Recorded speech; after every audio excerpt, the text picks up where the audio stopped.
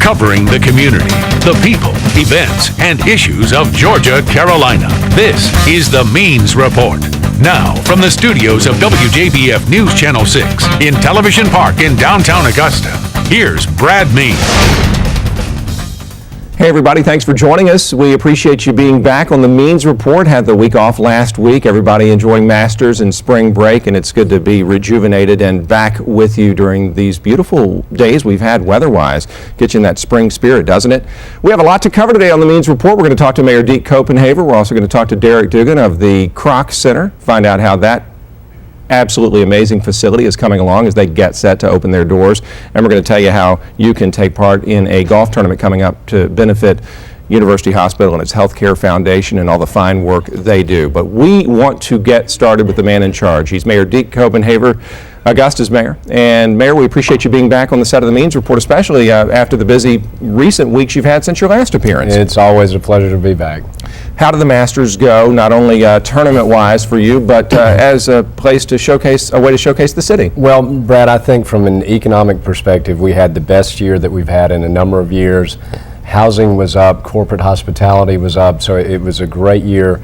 Financially, we had great guests in for the red carpet tour, very qualified potential investors in the city, so all the way around, it was just probably my best Masters week in the past couple of years. Not that you ever have a bad one. Yeah, I mean, it was great. Tell me about Red Carpet Tour, though. Are these people using us for Masters tickets? We got Sitel out of it.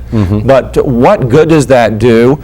And are you going to tell me it's a really long-term thing? They see it this year, they relocate here in 20. Well, it's not usually that long-term, but I co-chaired the tour in 2005. And what you see is that, you know, to showcase the city in that fashion, one thing that I've figured out on the tour, you know, they go look at other cities, but the whole time everybody's wanting to get to Augusta, so they're guaranteed a good experience here. And this year we had very qualified folks, so I expect to see jobs out of this. I do every year though, but it is a good investment. All right, bad news, good news situation. Where do we stand on Bass Pro Shops? We got some semi-official word this past week, and where do we stand on Costco? And just to clarify Bass Pro, Brad, we've never received any official notification that they're not coming. All right. It's always been my understanding that they're still looking at the Augusta area.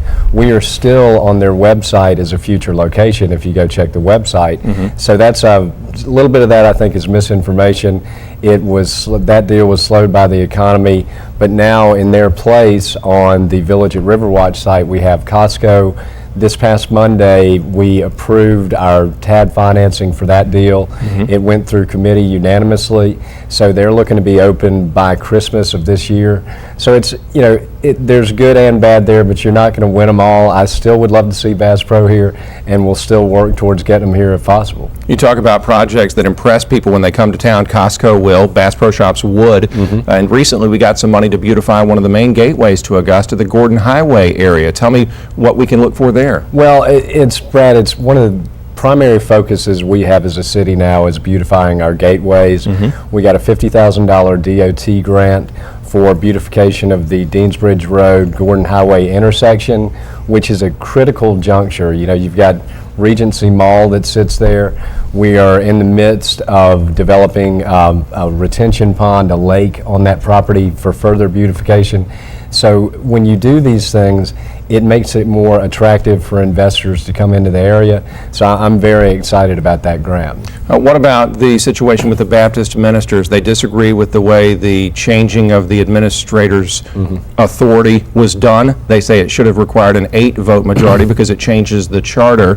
Fred Russell or future administrators now have this authority. Was it done properly in your opinion? Well, this is pending litigation, so I can only say too much, but I would say, just in a limited response to your question, it's unfortunate to me that when we're in the midst of trying to save the city money, I mean, cities all over the nation are going through reorganizations, they're having to do business in a different way, that there would be a lawsuit filed to stop that, which will ultimately cost us money, the lawsuit. So it's just an unfortunate situation. Is it because a white man has all the power right now that these black ministers are up in arms, or would they be protesting no matter who was the administrator right now? I couldn't tell you, Brad. You'd have to ask them. You know, as far as I'm concerned, I'm focused on being a mayor for everybody, and I don't see a black Augusta and a white Augusta.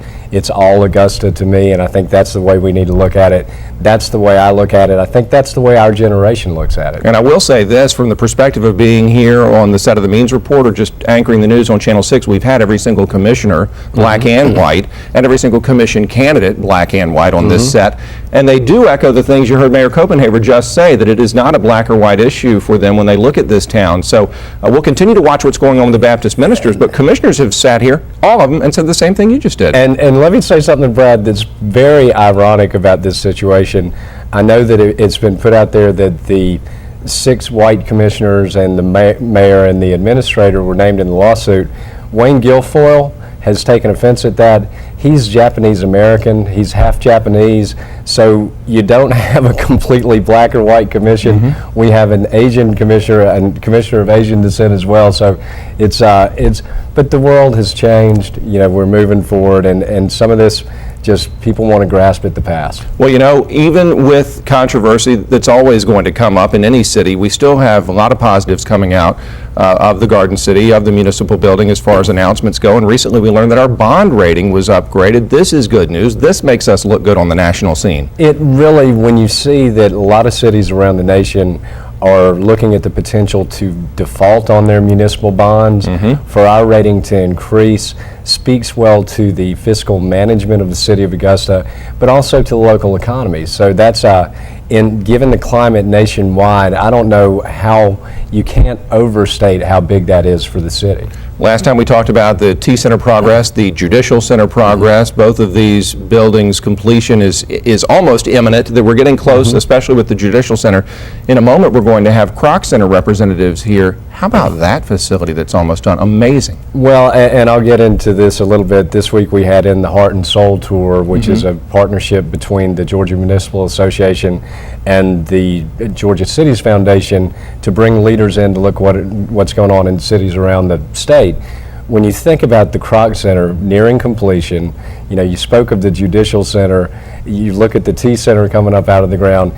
We're unusual as far as other cities go to have that many big picture projects going on, but I drive by the Kroc Center every day, and I'm a huge fan, strong supporter. Can't wait to be there for that place to open. Yeah, I can't either. It's going to be amazing. They're selling memberships right now. We'll tell you how you can get one in just a few minutes. Before we let you go, I love the fact that you're able to come on and give us these updates and kind of let us have our finger on the pulse of the city. Anything upcoming that you're excited about? Anything as we move into the second quarter that gets you fired up about Augusta, or are we just going to keep on talking about the many things we've already covered? No, I'll tell you, Brad, I think we're going to have some more good announcements. That's key, and I know that we will, but one of the things I'm focused on, and I know the Development Authority is recruiting further international investment into Augusta. That's one thing I'm hopeful for, that we may have some announcements in that vein, but it's just, despite what's going on with the recession, it's amazing to see us moving forward as a city. Can't name specifics, you know, Costco groundbreaking, the opening of Costco, all these things. We've set these things in motion, and so now it's just sort of shepherding them through, but it's like planting seeds and watching them grow and being able to reap the harvest. It really is an exciting time in Augusta, and as I said, coming off such a busy week last week with all the guests you had to tend to, I appreciate you taking the time to be here today. Not a problem at all. Always a pleasure. Me too. We'll see you next time. That's Augusta Mayor Deke Copenhaver stopping by the Means Report. In a moment, we're going to talk about the Kroc Center, as we discussed with the mayor. Also, a huge golf tournament coming up to benefit University Hospital and its healthcare foundation. Stay with us.